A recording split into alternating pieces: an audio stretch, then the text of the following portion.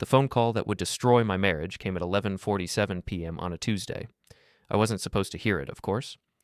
Diana thought I was asleep in my study, snoring over quarterly reports like the boring old fool she'd married 37 years ago. But Arthur Denton didn't become chief financial officer of Meridian Industries by missing the important details, and my wife whispering sweet nothings into her phone at midnight definitely qualified as important. Before we dive deeper into this story, I have one small request.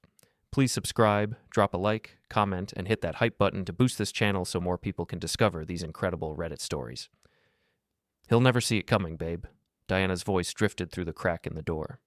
Tomorrow's the day. The retirement party will be perfect. All his colleagues, the kids, everyone who matters. When I hand him those papers in front of everyone, he'll be too shocked to fight back. I always thought the only thing that would ruin me at work was the coffee. Turns out it's my wife's libido and her taste for younger men. I sat perfectly still in my leather chair, the one Diana had been nagging me to replace for 15 years. Through the gap, I could see her pacing in the hallway, her graying hair pulled back in that severe bun she'd adopted lately. At 58, she was still attractive in that sharp, professional way that had first caught my attention at a corporate mixer decades ago. Back then, she'd been a junior consultant trying to make her mark. Now she was a successful business advisor with her own firm, and apparently her own boyfriend. Victor, honey, you worry too much, she continued. Victor Hale, 24 years old when I'd hired him fresh out of business school, 34 now, and apparently screwing my wife. Arthur's completely clueless. He's been sleepwalking through life for years. Tomorrow I'll get half of everything, and we can finally be together properly. The irony was delicious, really. Diana thought I was clueless, but I'd been watching her for months. The late nights at the office that didn't match her calendar. The new lingerie I found receipts for but never saw. The way she'd started working out again, buying expensive perfume, and taking calls in other rooms. I might be 65, but I wasn't blind. The kids are on board, Diana whispered, and that hurt more than I expected. Olivia thinks it's about time I stood up for myself, and Ben just wants his inheritance secured. They're both tired of waiting for their father to pass. Well, that was a knife to the gut. My own children, plotting against me like I was some doddering old fool clutching his money bags. Olivia, my 32-year-old daughter, had always been ambitious, but I'd thought she loved me. Ben, 29 and struggling with his art career, had been hitting me up for loans monthly. Apparently, he'd decided it was easier to just take everything at once. I closed my eyes and let the rage wash over me, then settle into something colder and more useful. Diana wanted to humiliate me publicly? She thought I'd go quietly into that good night of divorce court and alimony payments? She had no idea who she was dealing with. The next morning, I woke up early and made coffee in our kitchen, the same kitchen where we'd planned our children's birthday parties and argued about mortgage payments and dreamed about retirement together. Diana came down at 7:30, dressed in her best black suit, funeral attire, how appropriate, and barely looked at me. "Big day today," she said, pouring herself coffee. "Your retirement party. Are you excited?" I looked at my wife of 37 years, this woman who'd shared my bed and my dreams and my bank account, and smiled. "Oh, Diana, I'm absolutely thrilled. I think tonight's going to be unforgettable." She smiled back, and for just a moment I saw a flicker of the girl I'd married. Then it was gone, replaced by the cold calculation of a woman who thought she was about to win the lottery. "I'm sure it will be, Arthur. I'm sure it will be." The grand ballroom at the Riverside Hotel had been decorated with 37 years of my corporate life. Photos of groundbreaking ceremonies, award presentations, and company picnics lined the walls like a museum exhibit of a man's career. 200 people milled around, drinking wine and eating catered hors d'oeuvres, all here to celebrate my transition from productive member of society to irrelevant old man. I stood near the bar, nursing a whiskey and watching the crowd. My colleagues from Meridian were there, of course, along with clients, vendors, and various hangers-on who'd attached themselves to my professional orbit over the decades. Diana worked the room like the professional she was, accepting congratulations on my behalf and playing the devoted wife to perfection.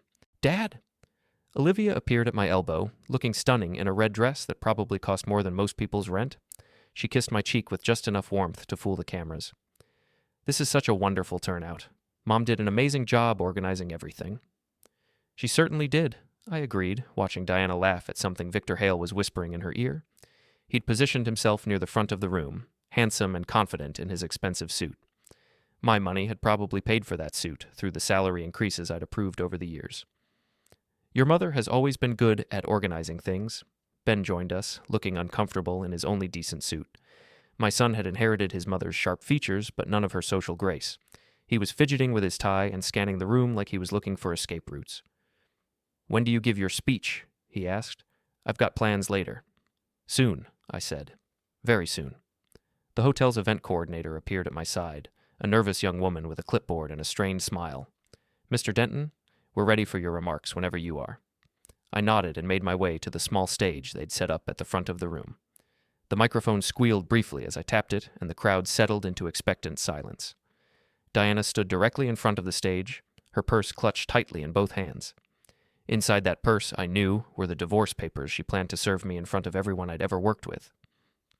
"Thank you all for coming tonight," I began, my voice carrying clearly through the sound system. 37 years is a long time to spend with any organization, and Meridian Industries has been like a family to me.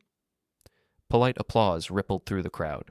I could see some of my younger colleagues checking their phones, already bored.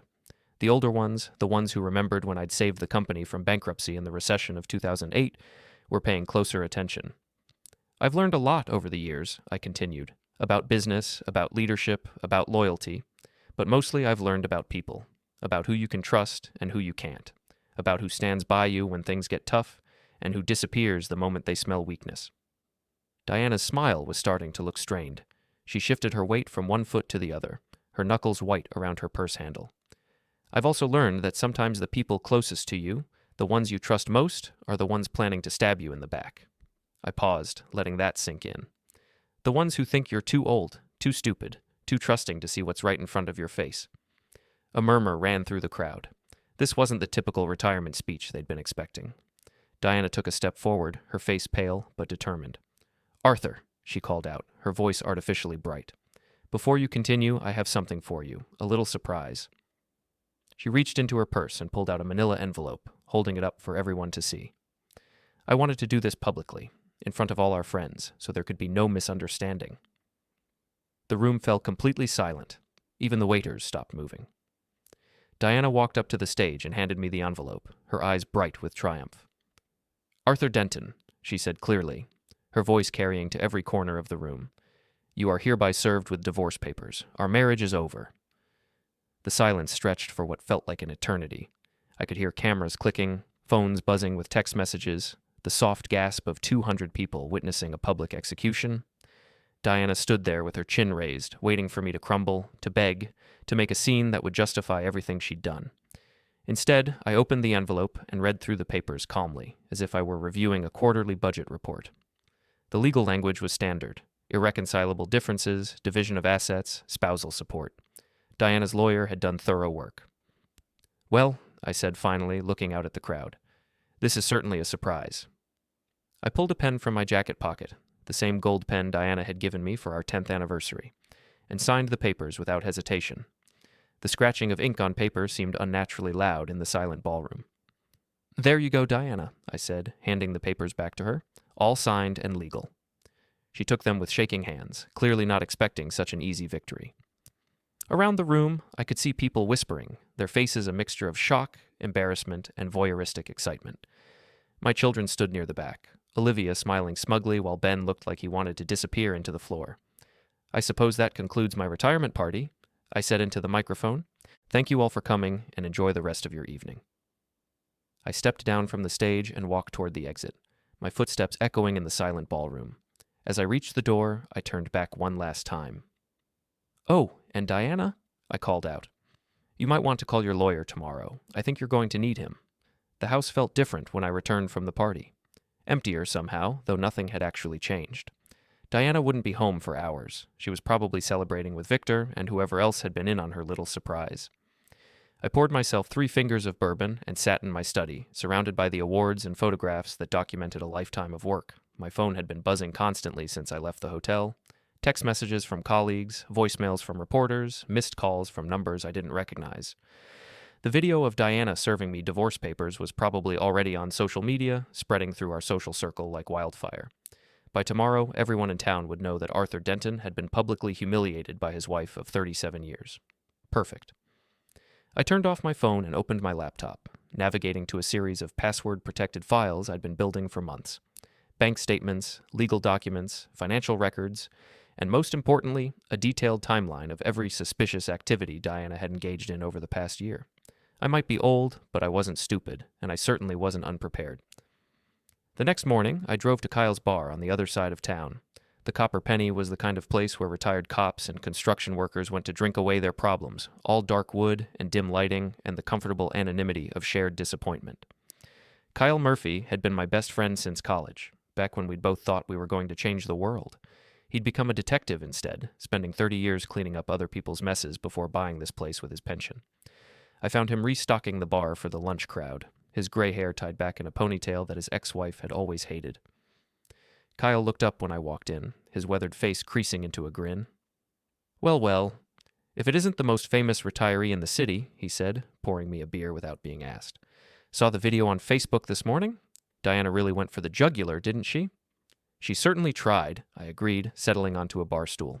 How many people have seen it? Couple thousand shares last I checked. Your daughter-in-law posted it with some commentary about women standing up for themselves or some such bullshit. Kyle shook his head. I always knew Diana was cold, but this was next-level cruel. I sipped my beer and watched Kyle work.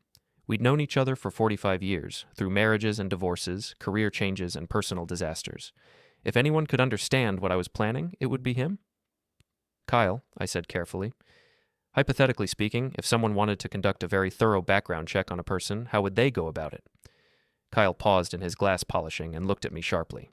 Hypothetically? Completely hypothetically. Well, hypothetically, that someone would need to be very careful about privacy laws and legal boundaries. But if they were just looking for publicly available information, court records, business filings, that sort of thing, there are ways to be thorough. And if they wanted to verify certain financial transactions?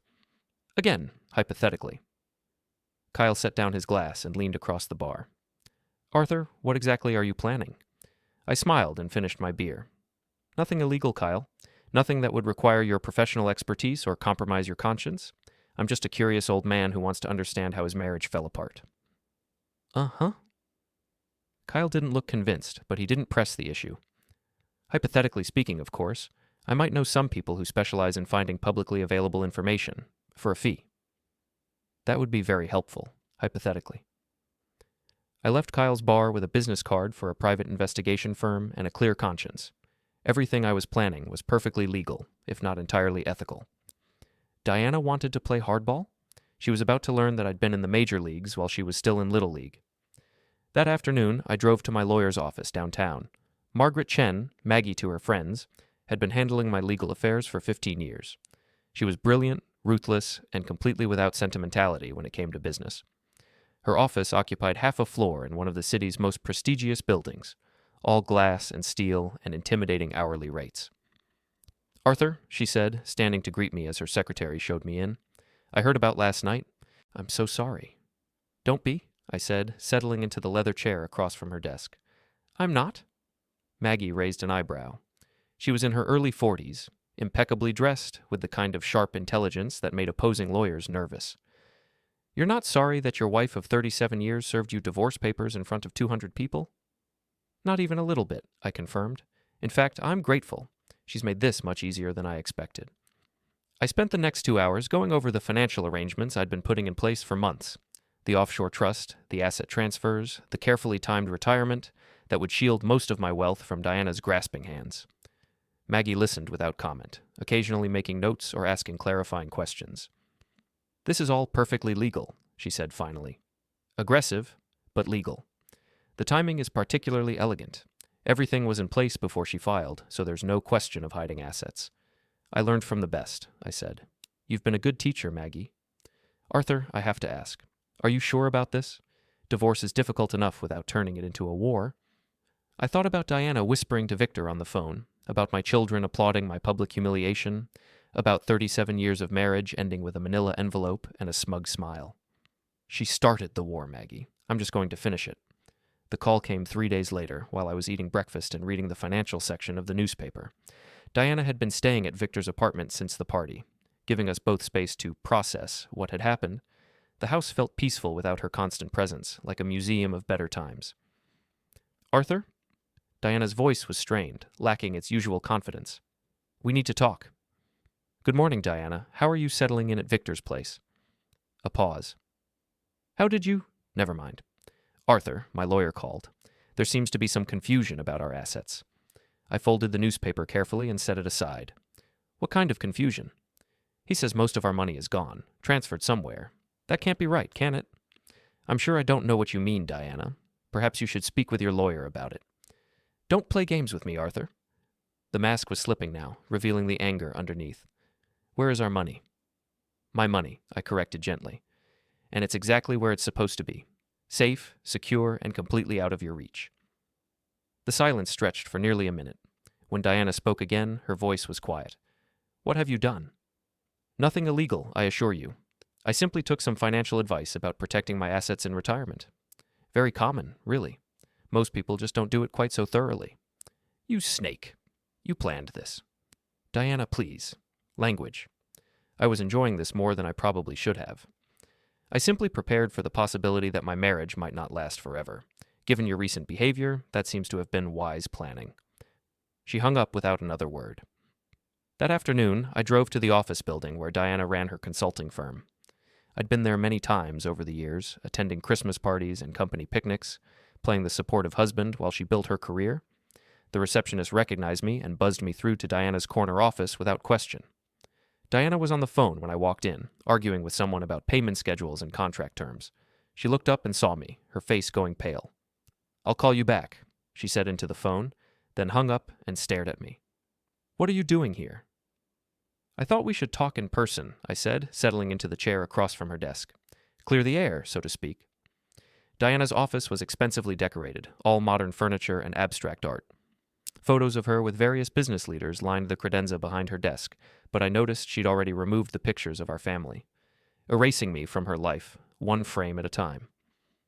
Arthur, if this is about the money, it's not about the money, Diana. It's about respect. I leaned forward slightly, keeping my voice calm and reasonable. 37 years of marriage, and you couldn't even give me the courtesy of a private conversation. You had to make it a public spectacle. You were never going to agree to a divorce, she said defensively. You would have dragged it out for years, made everything complicated. So instead, you decided to humiliate me in front of everyone I've ever worked with, in front of our children, in front of people I'll have to see at the grocery store and the bank and the post office for the rest of my life. Diana's jaw tightened. You're being dramatic. Am I? I pulled out my phone and showed her the video that was still circulating on social media. 200,000 views and counting. The comments are particularly entertaining. Would you like me to read some of them? She looked away, her face flushing with embarrassment or anger. I couldn't tell which. Here's my favorite, I continued, scrolling through the comments. Poor old guy never saw it coming. His wife played him like a violin. Or this one. Gold digger finally shows her true colors. Oh, and here's one from someone who claims to know us. Diana Denton has been cheating on her husband for years. Everyone knew except him. Stop, Diana said quietly. Everyone knew, Diana. Everyone except the stupid old husband who was too trusting to see what was right in front of his face. I put the phone away and looked at her directly. But I did see it. I saw all of it. For the first time since I'd known her, Diana looked genuinely frightened. What do you want, Arthur? I want you to understand that actions have consequences. You wanted to play this game publicly, so we're going to play it publicly. You wanted to humiliate me, so now you get to experience what that feels like. I stood up and straightened my jacket. Oh, and Diana, you might want to start looking for a new apartment. Victor's place is nice, but I don't think you'll be welcome there much longer. What do you mean? I smiled and headed for the door. Check your email, dear. I think you'll find it very enlightening. I was already in the elevator when I heard her scream. The beauty of having been a CFO for 37 years is that you learn how to find information. Financial records, employment histories, background checks. It's all just data, and data tells stories if you know how to read it. Victor Hale's story was particularly interesting. I'd hired him straight out of Northwestern's business school, impressed by his grades and his ambition. What I hadn't known at the time was that his ambition included a flexible relationship with other people's money. The private investigator Kyle had recommended was very thorough, and Victor's financial history painted a picture of a young man who lived well beyond his means and wasn't particularly concerned about how he managed it.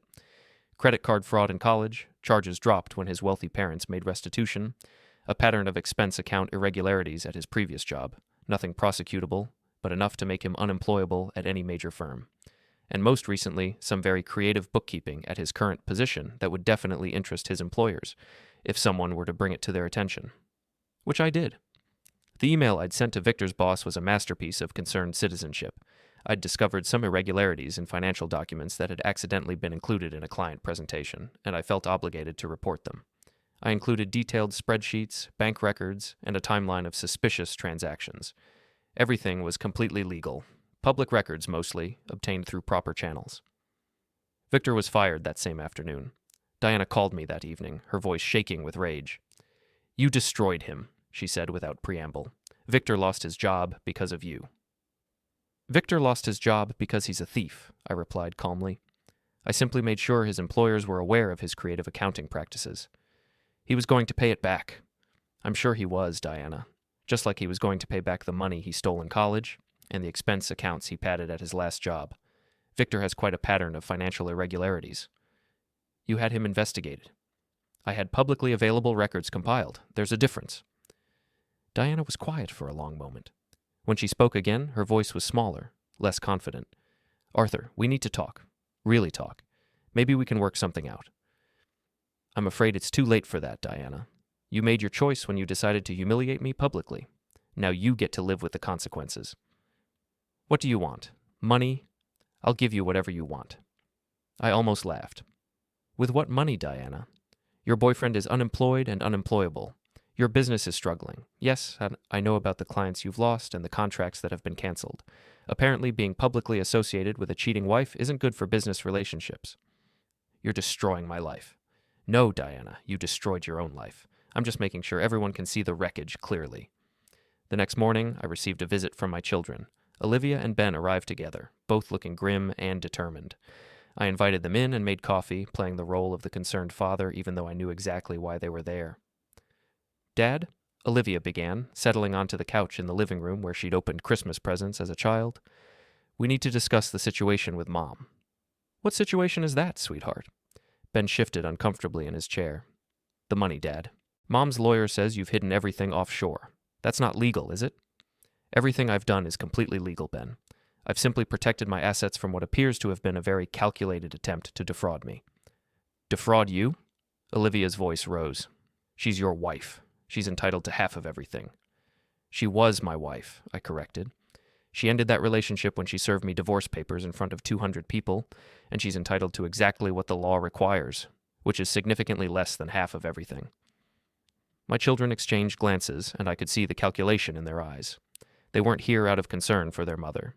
They were here because their expected inheritance had just evaporated. "What about us?" Ben asked.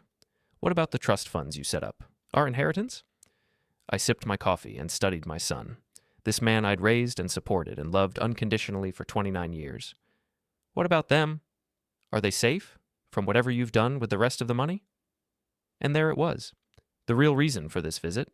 Not concern for their mother, not worry about their father's well-being, but pure financial self-interest. "Ben," I said quietly, "do you remember what you said at the retirement party, when your mother served me those papers?" He looked confused. "I don't remember saying anything." "You applauded," I said. "Both of you. Your mother humiliated me in front of everyone I've ever worked with, and you applauded." Olivia's face flushed. "Dad, that's not... You were just what, Olivia? Celebrating the end of your parents' marriage, showing your support for your mother's adultery? Or were you just thinking about how much faster you'd get your inheritance if I was out of the picture?" The silence in the room was deafening. "Your trust funds are gone," I said calmly. "Dissolved. The money has been redistributed to various charitable organizations.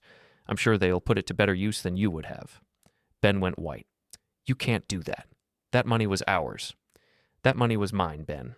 I earned it, I saved it, and I can do whatever I want with it, including giving it away to people who might actually appreciate it." Olivia stood up abruptly. "This is insane. You're punishing us for Mom's mistakes." "I'm not punishing anyone," I replied. "I'm simply choosing not to reward betrayal. There's a difference." They left without another word, slamming the front door hard enough to rattle the windows. I finished my coffee in the quiet house and began planning the final act of this little drama. The Riverside Hotel had been happy to rent me the same ballroom where my retirement party had been held 2 weeks earlier. I told them I wanted to host a reconciliation dinner, a chance to bring my family and friends together to heal the wounds that had been opened by the divorce proceedings. The event coordinator, the same nervous young woman who'd managed my retirement party, seemed thrilled by the romantic gesture. If only she knew what I was really planning. I sent invitations to everyone who had been at the original party, plus a few additional guests I thought should be included. Diana, of course, and Victor. My children, Kyle and several of my other close friends, Diana's business associates and social circle. Even some of the neighbors who had been gossiping about our divorce for the past 2 weeks. The invitation was carefully worded. Arthur Denton requests the pleasure of your company for an evening of truth, reconciliation, and closure. Come learn the real story behind recent events. Most people came out of curiosity, I think. The video of Diana serving me divorce papers had made us local celebrities of a sort, and everyone wanted to see how the story would end. The ballroom filled up quickly, with people clustering in small groups and whispering among themselves. Diana arrived fashionably late, dressed in a black cocktail dress that probably cost more than most people's monthly salary. She looked beautiful and confident, every inch the successful businesswoman. Victor wasn't with her. Apparently, unemployment and public humiliation weren't good for their relationship. My children came together, both looking nervous and angry. They'd been trying to reach me for days, no doubt wanting to discuss the trust funds, but I'd been unavailable. Tonight, they'd get all the answers they wanted. I took the stage at exactly 8 o'clock, the same stage where Diana had handed me divorce papers 2 weeks earlier. The crowd settled into expectant silence, cameras and phones ready to capture whatever drama was about to unfold. Thank you all for coming, I began, my voice carrying clearly through the sound system. 2 weeks ago, in this very room, my wife of 37 years served me with divorce papers in front of all of you. It was, I think we can all agree, quite a memorable evening. A ripple of uncomfortable laughter ran through the crowd. Diana stood near the front, her face carefully neutral. Tonight, I thought you might like to know the rest of the story, the parts that didn't make it onto social media. I clicked a remote and a large screen descended behind me. Let's start with some background information. The first slide showed a timeline of Diana's activities over the past year. Business trips that didn't match her calendar, credit card charges at restaurants and hotels where she'd supposedly been alone, phone records showing hundreds of calls to a number registered to Victor Hale. My wife thought I was oblivious, I continued conversationally. She thought I was too old, too trusting, too stupid to notice that she was having an affair with a man young enough to be her son. Diana's face had gone pale, but she held her ground. Around the room, people were leaning forward, fascinated despite themselves. But I did notice. I noticed everything. The next slide showed bank records, financial statements, legal documents. I also noticed that Diana and her boyfriend had been planning this divorce for months, carefully calculating how to maximize their take from our marital assets. I clicked to the next slide, which showed text messages between Diana and Victor, discussing my retirement timeline and their plans for the divorce settlement. He'll never see it coming, I read aloud. Tomorrow's the day. When I hand him those papers in front of everyone, he'll be too shocked to fight back. The crowd was completely silent now, hanging on every word. Diana looked like she wanted to run, but she was trapped by her own pride and the circle of watching faces. What Diana didn't know, I continued, was that I'd been preparing for this possibility for quite some time. You see, I may be old, but I'm not stupid, and I definitely don't like being played for a fool. The next series of slides detailed the financial arrangements I'd put in place. The offshore trust, the asset transfers, the carefully timed retirement that had protected the majority of my wealth from Diana's divorce proceedings. Everything I did was perfectly legal, I explained. I simply took steps to ensure that my hard-earned money wouldn't end up funding my wife's adultery. Someone in the crowd gasped. Diana's face was now bright red. Whether from embarrassment or anger, I couldn't tell. But wait, there's more, I said, clicking to the next slide. Let's talk about Victor Hale, the young man who thought he could seduce my wife and steal my money. The screen now showed Victor's financial history, his pattern of fraud and theft, his recent termination from his job. The crowd murmured as they absorbed the information. Victor, it turns out, has quite a history of taking things that don't belong to him. Money, other men's wives, other people's trust. He's what you might call a professional parasite. I looked directly at Diana, who was now visibly shaking. Diana thought she was trading up when she chose Victor over me. A younger man, more exciting, more passionate. What she didn't realize was that she was just another mark in his long history of financial seduction. The final slide appeared on the screen. A bank statement showing Victor's account balance, $0.37. Victor, you see, has been unemployed for 2 weeks now. Unemployable, really, given his history. Diana has been supporting him with her own money, what little she has left after her business started failing. I turned back to the crowd, many of whom were now staring at Diana with a mixture of pity and disgust. So here we are, I concluded. Diana wanted to humiliate me publicly, so I've returned the favor. She wanted to steal my money, so I've made sure she can't. She wanted to destroy our marriage for a younger man, so I've shown everyone exactly what kind of man she chose. I stepped down from the stage and walked directly to Diana, who stood frozen in place like a deer in headlights. You thought you'd ruined my life, I said quietly, my words carrying in the silent ballroom. You should have checked who was writing the final chapter. Diana opened her mouth to speak, but no words came out. Around us, cameras flashed and phones buzzed with social media updates. The crowd was already dispersing, eager to spread the gossip to anyone who hadn't been there to witness it firsthand. I walked out of the ballroom without looking back, leaving Diana standing alone in the wreckage of her reputation. In the parking lot, I could hear shouting from inside the hotel, but I didn't turn around. This chapter of my life was over. The next morning, I woke up in my quiet house and made coffee in my peaceful kitchen. My phone was buzzing with calls and messages, but I ignored them all. Diana's car wasn't in the driveway. She'd apparently found somewhere else to spend the night. I opened my laptop and began researching retirement communities in warmer climates. Florida, maybe, or Arizona. Somewhere far from the wreckage of my old life, where I could start fresh and spend my carefully protected money however I pleased. Diana had wanted to destroy me publicly. Instead, she'd given me exactly what I needed, the motivation to cut all ties and start over. At 65, I was free, wealthy, and finally rid of everyone who had betrayed me. It was, I thought, the best retirement gift I could have asked for.